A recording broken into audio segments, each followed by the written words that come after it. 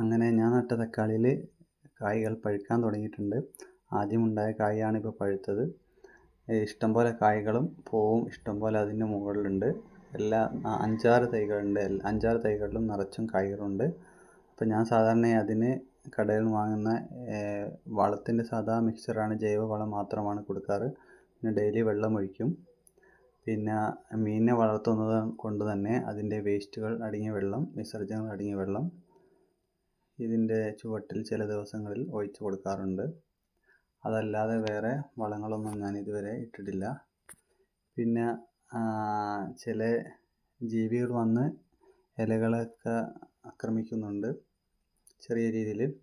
അപ്പോൾ വിനാഗിരിൻ്റെ സ്പ്രേ ഇനി അടിക്കണം.